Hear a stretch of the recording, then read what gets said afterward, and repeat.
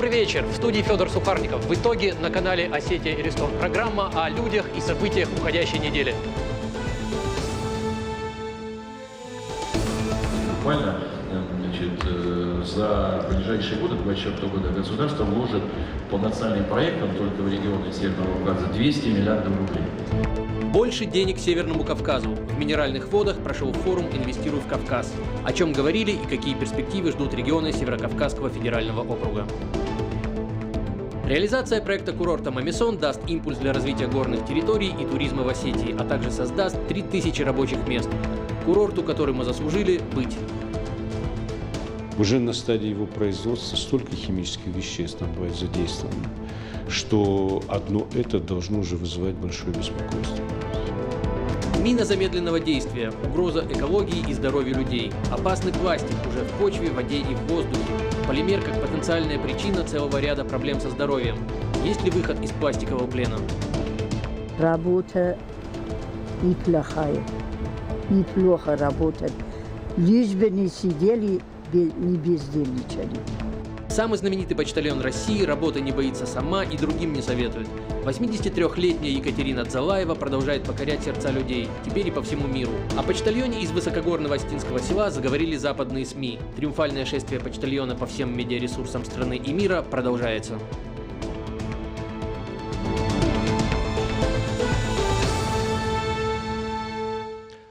Что ж, начнем с главного события сегодняшнего дня. Во Владикавказе сегодня завершился 3-й международный турнир по вольной борьбе «Аланы». Наш канал в прямом эфире транслировал это масштабное событие. На месте работали и мои коллеги, корреспонденты нашего канала. Сейчас у нас в студии корреспондент Хетак Плиев. Хетак, поделись, пожалуйста, впечатлениями, чем удивил этот турнир, что было нового, что интересного, ну и как выступили наши ребята. Да, Федор, буквально только что завершился турнир. Ну, пожалуй, начну с самого приятного.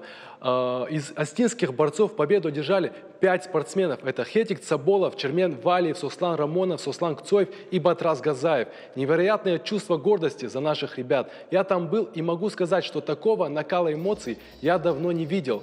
Началось все с торжественного открытия. Выступили известные в республике коллективы. Они исполнили традиционные танцы и песни. С приветственным словом к собравшимся обратился глава республики Вячеслав Битаров. Он отметил, что событие для республики значимое. Мы видим, сколько сегодня здесь опять на трибунах ребят, людей, которые собрались, чтобы поболеть за нашу сборную и насладиться яркими схватками. В связи с этим мы начали проводить этот турнир. И, конечно же, для пропаганды здорового образа жизни подрастающих наших ребят. Желающих попасть на турнир действительно было много. Настолько, что манеж попросту не смог вместить всех болельщиков. Но скоро все изменится. По словам главы республики Вячеслава Битарова, в Осетии будет современный дворец спорта. Уже весной подготовят проект по строительству нового спорткомплекса, который сможет принимать масштабные турниры и вмещать гораздо больше зрителей.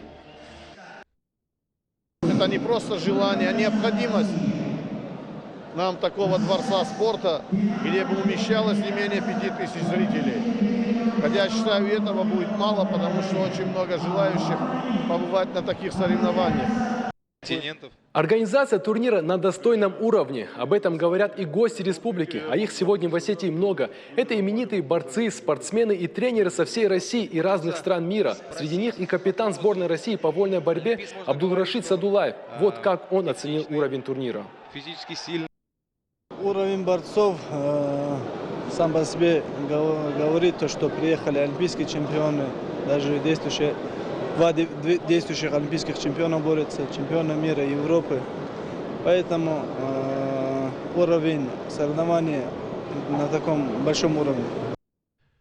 Говорили и о расширении географии турнира. Надеются, что в следующий раз стран-участников будет больше. И, возможно, участие примут спортсмены из Южной Осетии. Об этом сказал и президент Федерации спортивной борьбы Михаил Маниашвили.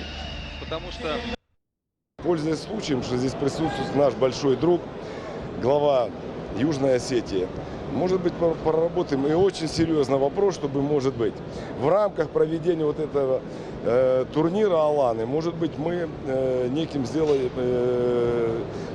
мероприятие, которое, в общем-то, привлечет внимание и уже и в Южной Осетии Алании.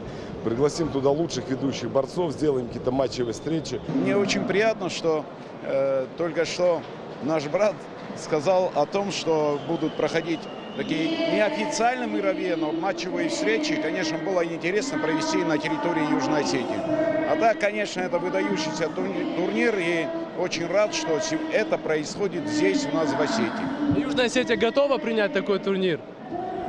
Южная Осетия готова, без сомнения, принять турнир. Турнир Аланы действительно стал значимым событием для республики. Очень хочется, чтобы таких праздников было больше. На этом у меня все, Федор. Хетак, благодарю тебя. Будем надеяться, что подобных турниров и мероприятий у нас в республике будет все больше и больше. Спасибо. Спасибо. На этой неделе в Минеральных водах состоялся 4-й бизнес-форум «Инвестируй в Кавказ». 600 представителей бизнес-кругов, госструктур, эксперты и представители малого и среднего бизнеса обсуждали, как создать условия для привлечения в регионы Северного Кавказа частных инвестиций, наряду с государственными. Иначе говоря, частный бизнес пока не активен, и главным инвестором по-прежнему выступает государство, которое и в ближайшие годы продолжит вкладывать в регионы Северного Кавказа. Буквально за ближайшие годы, 2024 года, государство вложит по национальным проектам только в регионы Северного Кавказа 200 миллиардов рублей. 200 миллиардов рублей. Дальше, это только нацпроекты. Есть еще соответствующие институты развития, вот здесь банки присутствуют, МСП, у нас различные фонды.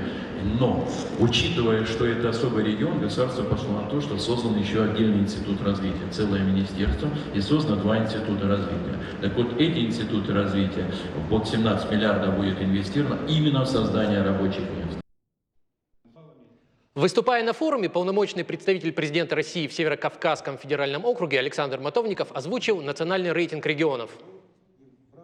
Агентство стратегических инициатив занимается данным вопросом. У меня тоже есть здесь конкретная статистика. Так вот, по данной статистике, Республика Северная Осетия-Алания в текущем году в сравнении с 2018 годом улучшила свои позиции на 14 пунктов и занимает 54-ю позицию среди субъектов Российской Федерации. Отдельной темой форума стало развитие горных территорий Северного Кавказа. Как заявил глава Северной Осетии Вячеслав Битаров, необходимо создание условий для введения бизнеса в горной местности. Ту поддержку, которую сейчас ощущают регионы благодаря национальным проектам, благодаря федеральному центру, считаю, что это беспрецедентные меры поддержки. Я когда-то сам начинал заниматься бизнесом и занимался бизнесом, и знаю, что таких условий, как сейчас, конечно же, никогда не было. И тот проект, который сейчас по Министерству сельского хозяйства по нас проекту запущен, агростартап, он очень помогает в этом.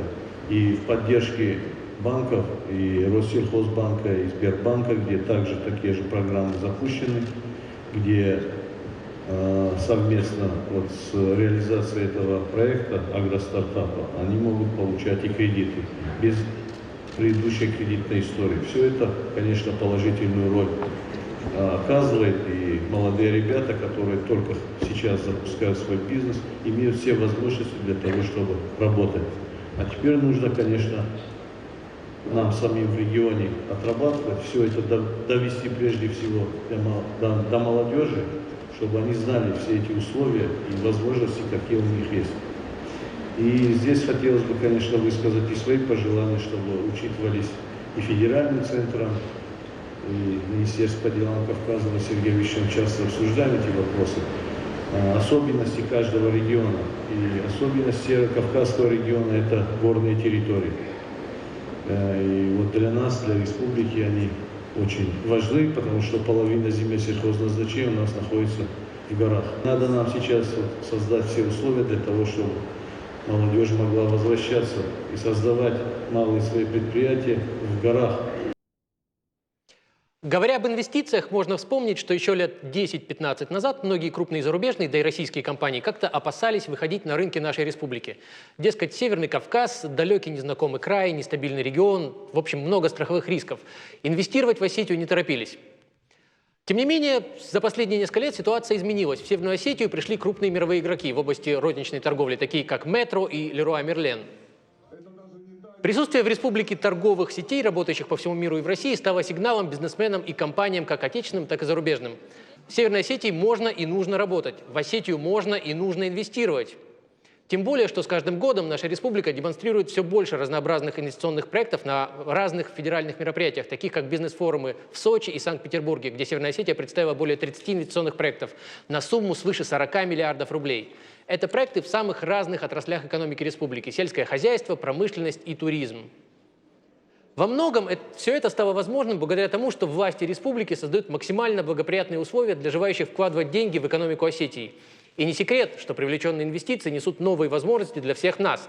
Далее об одном из таких проектов.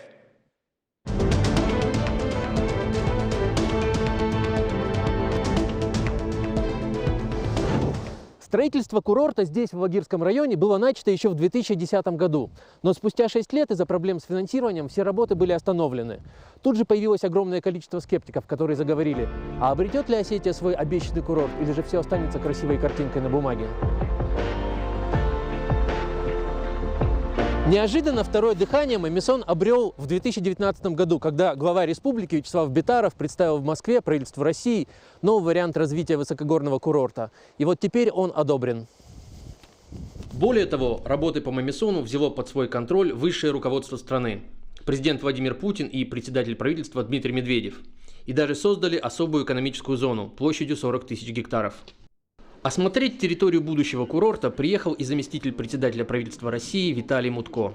Увиденным он остался доволен. Просто высчитать план По каждому объекту. да, но учитывая инфраструктуру. Начинать надо дорогу, инфраструктуру, завершение высочайших сооружений, с энергетикой, все довести до разума, да? Но что такое особая экономическая зона и какие преимущества она дает нашей республике? За разъяснениями мы обратились к министру экономического развития Казбеку Тамаеву.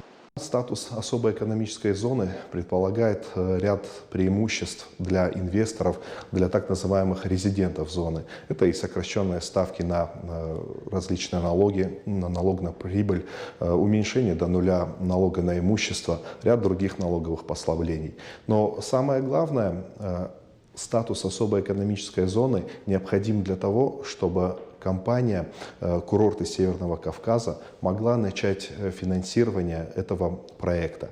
Точнее, не самого проекта инвестиционного, а подготовительной части. То есть нам необходимо создать инфраструктуру, часть из которой уже была создана в предыдущие периоды. Нам необходимо построить и горнолыжные трассы, первые канатные дороги, для того, чтобы уже у нас появились инвесторы, которые могли бы самостоятельно дальше строить гостиницы, другие элементы крупного современного туристического комплекса. Мамисон обладает рядом уникальных характеристик, которые способны превратить его в один из самых востребованных курортов не только Северного Кавказа, но и России.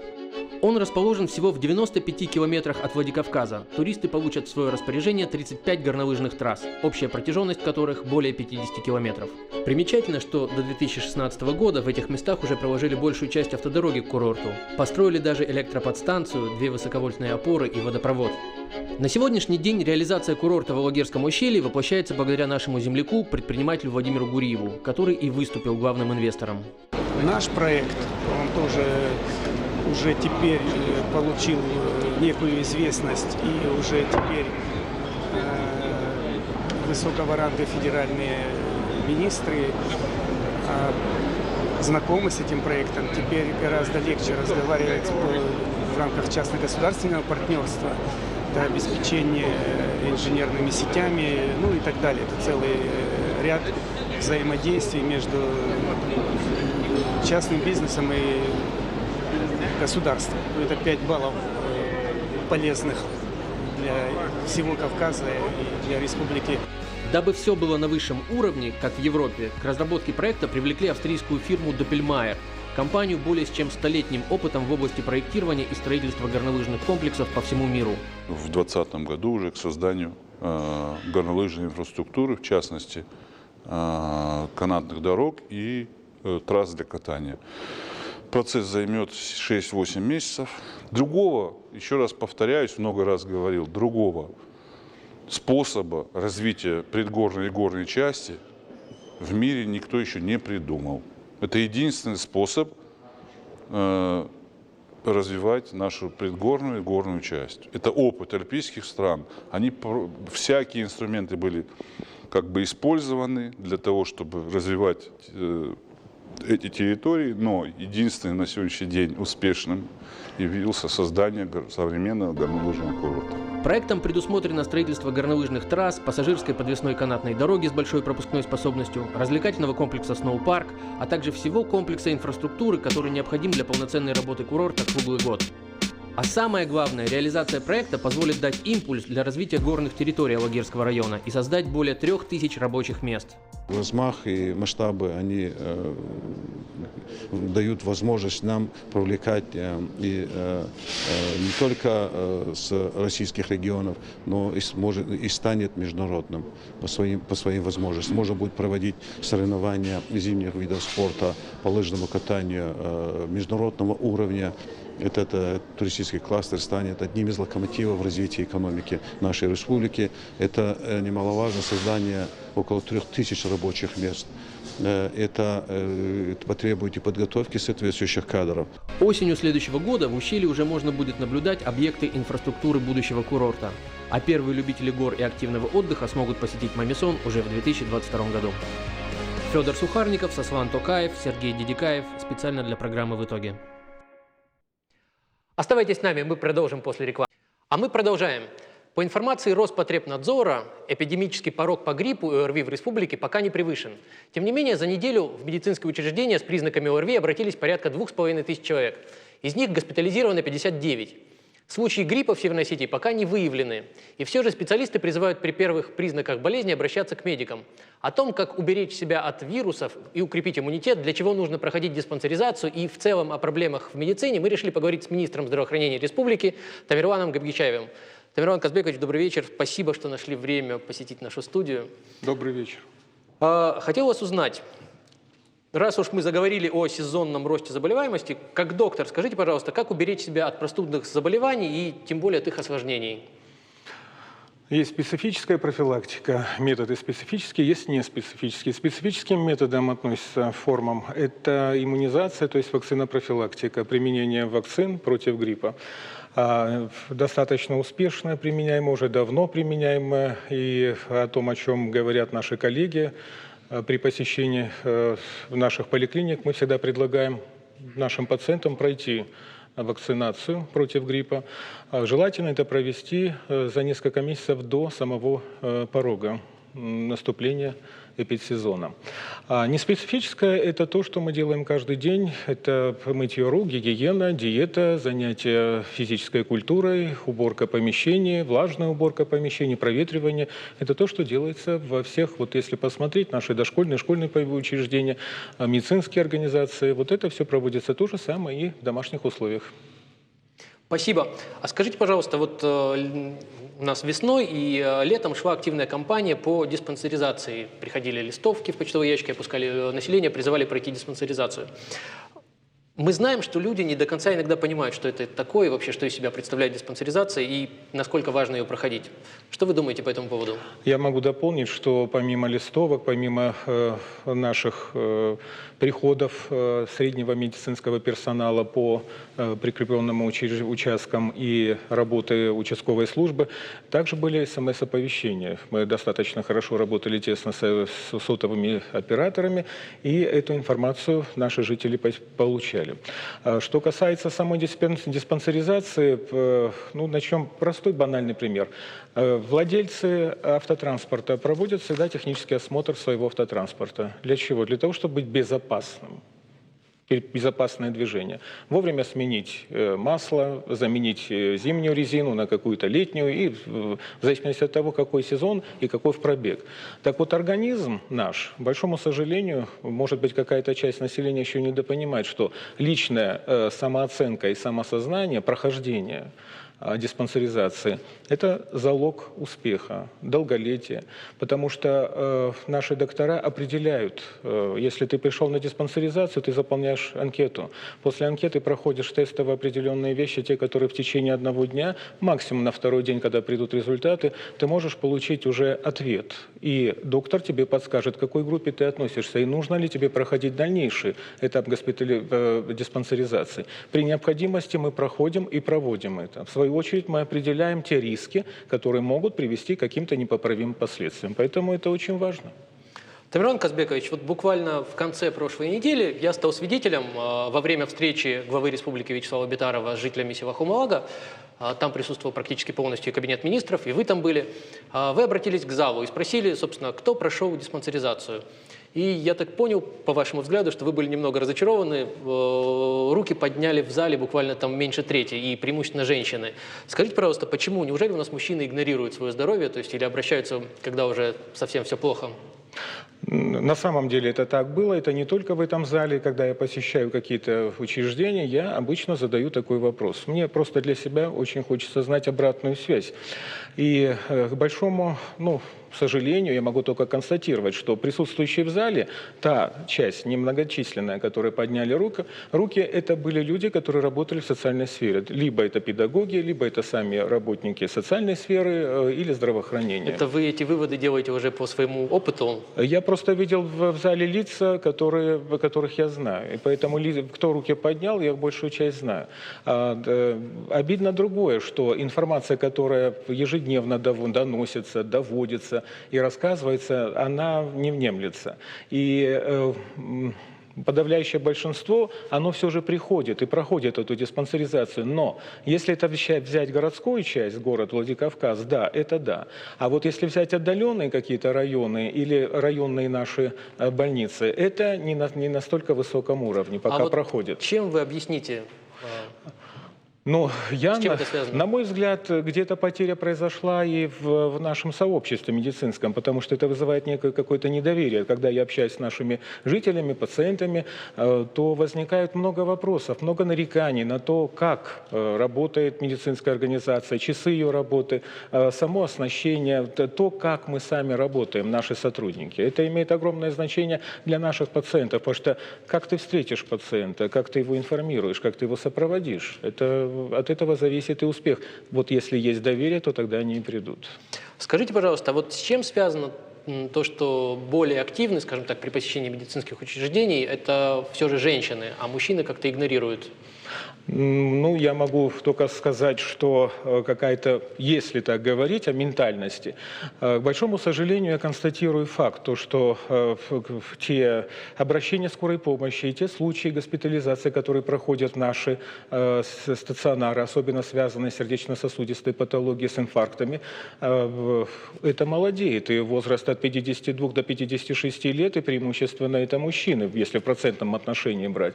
И мне бы очень хотелось, чтобы услышали прежде всего мужчины, потому что это отцы, это деды, это главы семей, и поэтому очень важно, чтобы у семьи был глава, и чтобы он был здоровый и долголетие, и те добрые традиции, которые есть, чтобы они унаследовались и продолжались.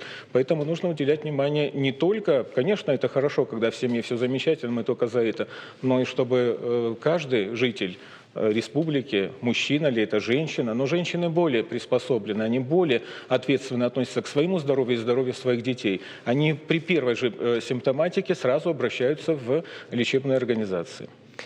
Вот вы заговорили о проблемах. Есть такая общая тенденция не только в Осетии, но, скажем так, у нас по всей стране, в России. Как правило, население не очень, мягко говоря, довольно качеством обслуживания в системе здравоохранения. Как у нас любят говорить, вам досталось достаточно тяжелое наследие. Есть ли у вас какой-то план, как привести вообще в порядок медучреждений, вообще всю систему республиканского здравоохранения? Вы знаете, я так скажу, я чуть-чуть не соглашусь о наследии. Наследие достаточно хорошее и опытное. У нас большая, добрая история здравоохранения Северной Осетии. У нас прекрасный медицинский вуз, и я являюсь выпускником нашей академии. У нас замечательные учителя.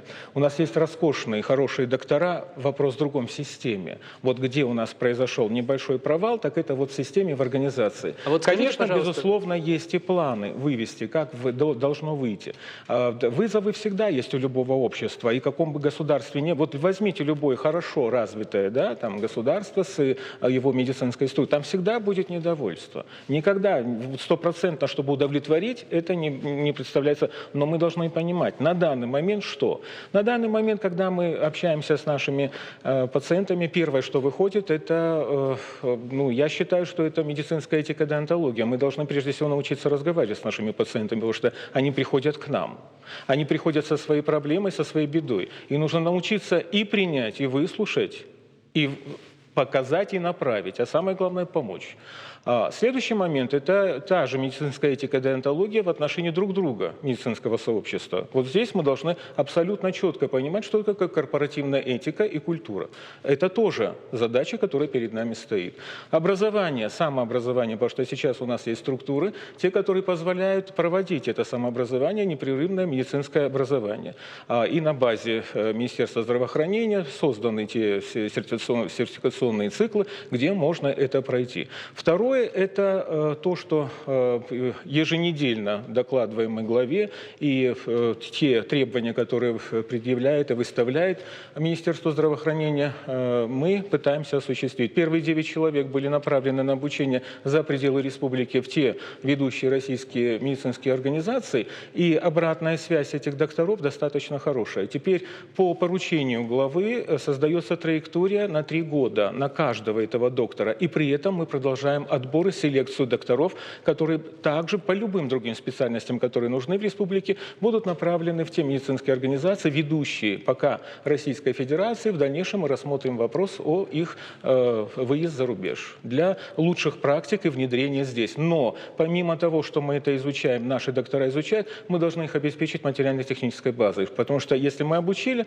то на чем-то это нужно делать. А дальше должна быть и реабилитология. То есть, соперировали даже движение, чтобы пациент ушел на своих ногах и было все хорошо. Вот скажите, пожалуйста, раз вы заговорили про оснащение, как вы оцениваете вообще качество медицинского и технического оснащения наших медучреждений в республике? Я знаю, что вы постоянно проводите инспекции, проверки, посещаете объекты. Вы знаете, оставлять желать лучшего, но для этого и существует, о чем говорил и президент Российской Федерации, о том, о чем говорит министр здравоохранения Российской Федерации, проекты те, которые ведутся на территории Российской Федерации, национальные проекты здравоохранения, они разделены, и на нашей территории проводятся в сфере здравоохранения 7. В рамках этого национального проекта у нас закуплена и установлена тяжелая техника в Республиканской клинической больнице, в Республиканском сосудистом центре. Это томограф хороший, современный, новый.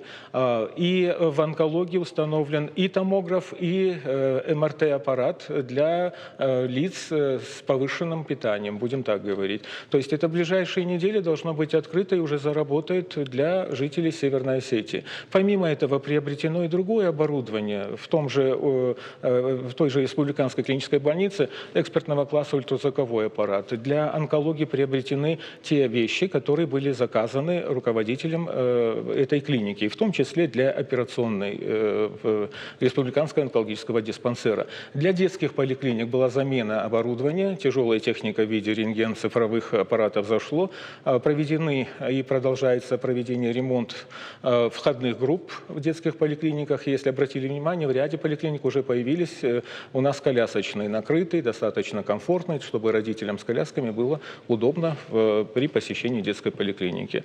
В этих же рамках у нас осуществляется, для того, чтобы было удобно, это санавиация, вертолет, который у нас с августа месяца находится по контракту и осуществляет определенные вылеты для эвакуации наших жителей, нуждающихся в быстрой доставке с отдаленных районов республики в центральные клинические базы республики. Скажите, пожалуйста, вертолет – это новшество в нашей системе здравоохранения. Есть возможность оперативно реагировать на запросы населения. Скажите, пожалуйста, как часто приходится использовать этот вертолет? Зависит от того, какая летная погода. Это первое. К сожалению, сегодня у нас вынужденный подъемов не было из-за отсутствия летной погоды, из-за тумана. На том пересечении, где мы планировали эвакуацию ребенка, пришлось эвакуацию осуществить автотранспортом. Но эвакуация прошла. Надеюсь, позавчера, успешно? Да нет, все успешно. Позавчера, допустим, 3 было подъема вертолета и 3 вылета, и в том числе эвакуация и консультации наших специалистов уже на местах. То есть все зависит от того, все как стечение обстоятельств. Но при этом, если даже вертолет не поднимается, у нас есть свой автотранспорт, который может довести, доехать и оказать экстренную медицинскую помощь. Тем более в рамках тот подарок, который нам сделали, роскошный подарок, он был освещен в средствах массовой информации. 3 реанимобиля, которые подарил нам Руслан Саликов, группа компании «Делипаска». И вчера Вячеслав Зелимханович это торжественно вручал. Очень хороший подарок, очень хороший подарок. Скажите, пожалуйста, вот последний вопрос, наверное, и будем как-то закругляться. Скажите, пожалуйста, вот вы очень долго проработали в системе столичного здравоохранения. Там в Москве самая большая концентрация специалистов всей... Не только врачи, но, в общем, большинство специалистов стараются попасть в Москву. Это и опыт, и общение с коллегами, и как-то контакты, и возможность продвижения по службе. Вы вернулись в Осетию. Не создается ли у вас впечатление, что есть определенный кадровый голод на специалистов, причем не только в медицине, но и во многих других отраслях? Что с этим делать? По кадровому обеспечению республика достаточно хорошо, у нас профицит.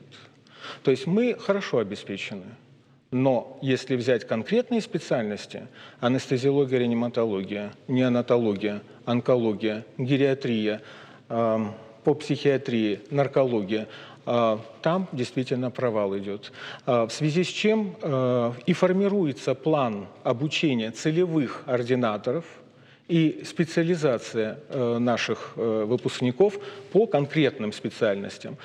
И в рамках этого, в том числе то, что и говорит президент Российской Федерации, и то, что дал поручение глава республики Вячеслав Зелимханович Битаров о том, чтобы мы подготовили некий пакет, социальный пакет для мотивации наших выпускников, либо привлечение других уже специалистов, достаточно хороших, на территории республики. В связи с чем мы должны подготовить жилищные сертификаты для того, чтобы мы дали служебное жилье нуждающимся в этом, и, отработав определенное количество времени, это жилье переходит им в собственность. То есть это достаточно честно. Да, это честно. На самом деле это честно. Почему нет? Потому что не все обеспечены жильем, и даже внутри самой республики есть замечательный кадровый потенциал, который можно использовать и нужно использовать для того, чтобы достичь определенной цели. То есть, в общем-то, этот дисбаланс специалистов можно преодолеть как-то и решить этот вопрос? Да, так, для того и есть эти национальные программы, в том числе кадры, подготовка кадров. Тамерлан Казбекович, спасибо, что нашли время и посетили нашу студию. Я вас благодарю, надеюсь, в ближайшее время еще увидимся. Спасибо. А в Алагирском районе продолжаются работы по ликвидации негативных последствий на окружающую среду Унальского и Феокдонского хвостохранилищ. Унальское хвостохранилище, к слову, уже практически работы там закончены. Вопрос, который долгие годы не могли сдвинуть с мертвой точки, решился, и вроде бы одной бедой в Осетии меньше. А вот экологи планеты бьют тревогу. Виной всему одноразовые пластиковые полимеры. Пластик наносит вред всем видам живых организмов, без исключения крошечные кусочки уже в почве, в воде и в воздухе. Да и в организме людей по всему миру все чаще обнаруживают микропластик. И даже в плаценте беременных женщин. Все это вызывает опасения как потенциальная причина целого ряда проблем со здоровьем, таких как поражение иммунной системы и бесплодие. Проблемой озаботились и в нашей стране. В середине ноября премьер-министр Дмитрий Медведев выразил надежду, что однажды страна будет готова к отказу от пластиковой тары, и правительство примет такое решение. Но это в будущем. А пока в ситуации с опасным пластиком разбиралась моя коллега Алана Тамаева.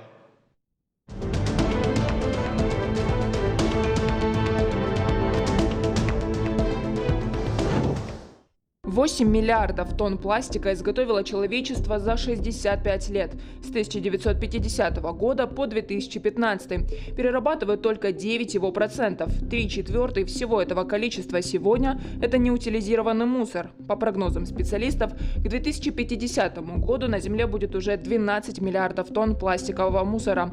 Представить и осознать этот объем непросто, но важно. Пластик начинает разлагаться только через 450 лет, плюс еще 80, чтобы процесс завершился окончательно. И вот факт.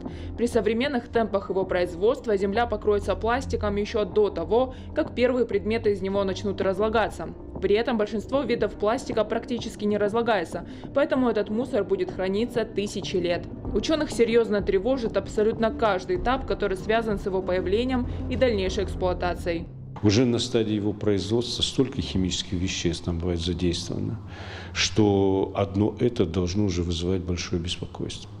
Любая упаковка, которая и запаха вроде не издает, и удобна в своем применении, она все равно выделяет микрочастицы, которые накапливаются в организме и ведут за собой целый ряд болезней. Иначе говоря, микропластик. Ученые обнаруживают эти крошечные частицы везде.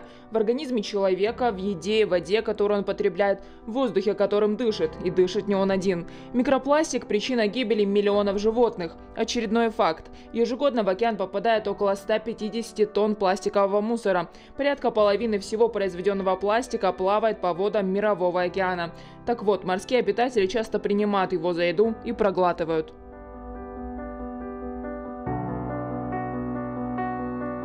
Проблема глобального загрязнения – актуальная и обсуждаемая проблема человечества.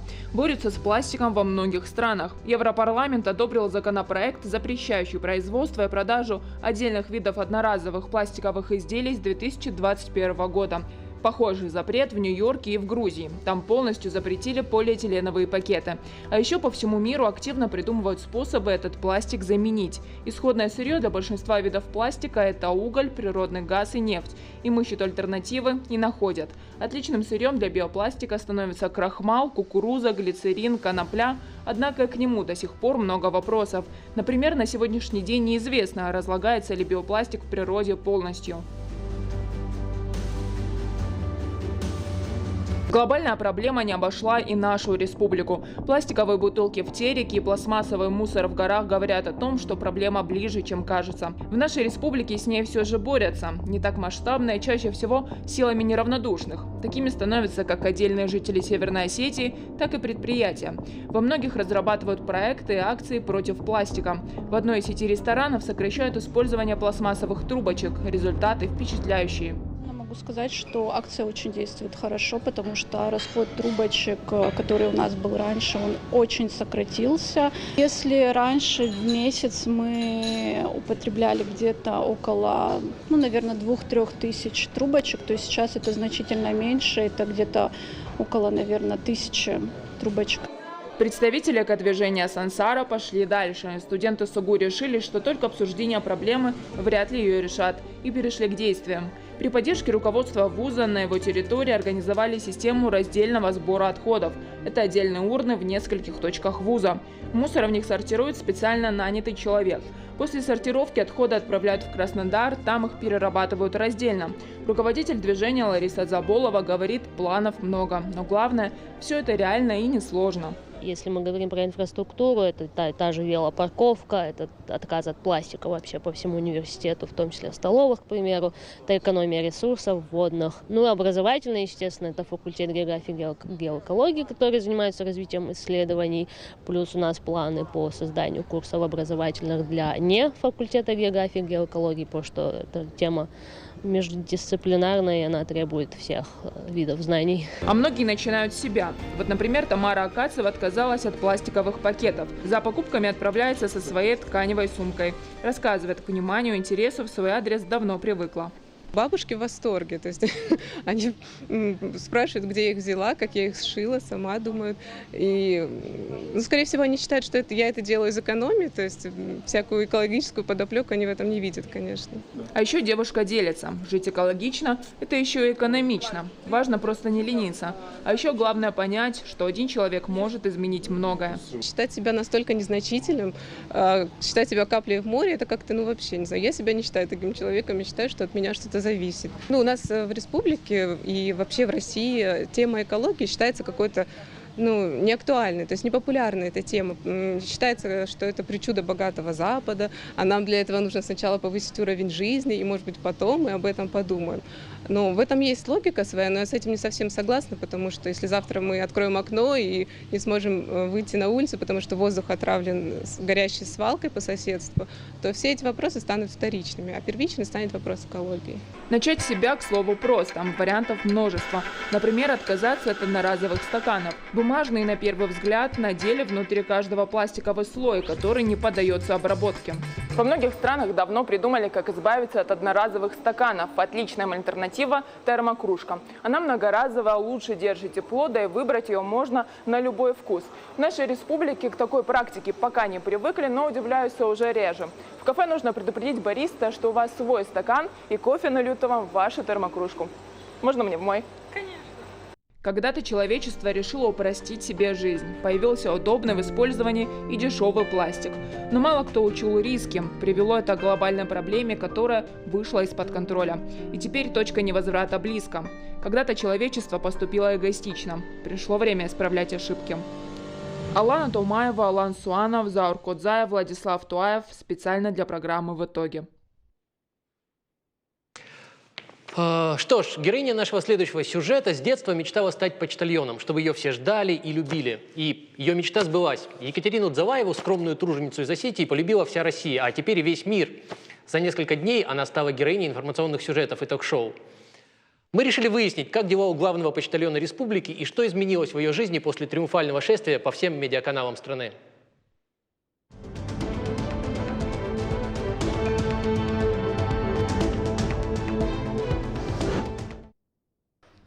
В некогда оживленном шахтерском поселке теперь практически безлюдно. У небольшого домика на холме нас встречает хозяйка.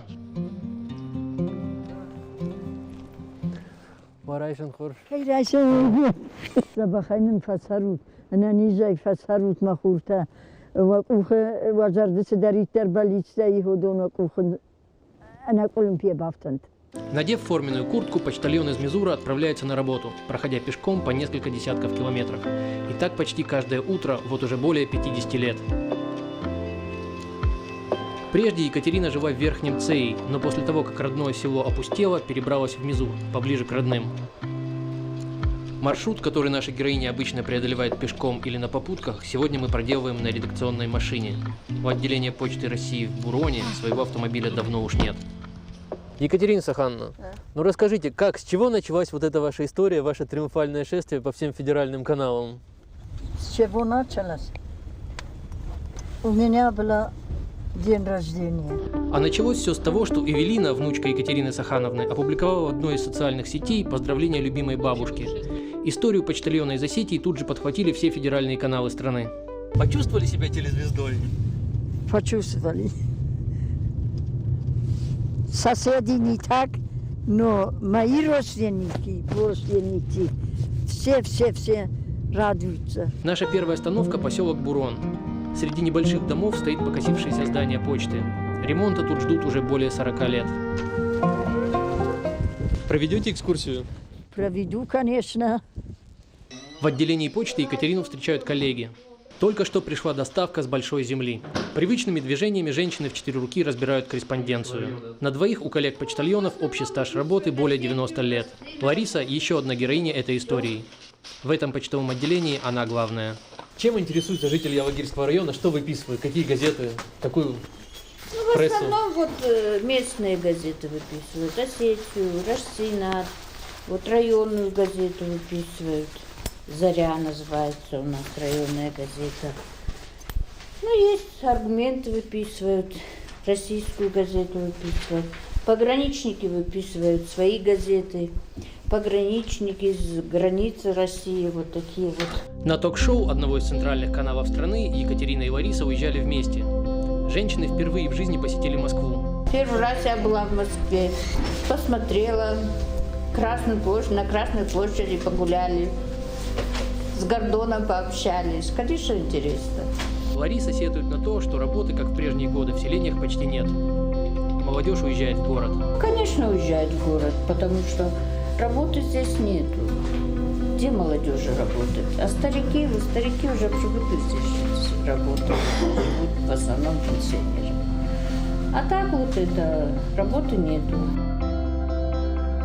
Екатерина Сахановна, на ваш взгляд, вы говорили, что люди перестали писать письма, что письма сейчас приходится доставлять вам из налоговой. Да, судебные, штрафные, больше никакой письма не бывает. Как вы думаете, почему люди перестали писать друг другу письма? Потому что в кармане есть телефон. Мы двигаемся дальше. Дорога круто берет в гору. Выше только сказка. Отель «Сказка». Турбаза, сохранившаяся еще с советских времен, в будние дни практически безлюдна. Это конечный пункт доставки почты на сегодня. Ощущение, что время здесь остановилось.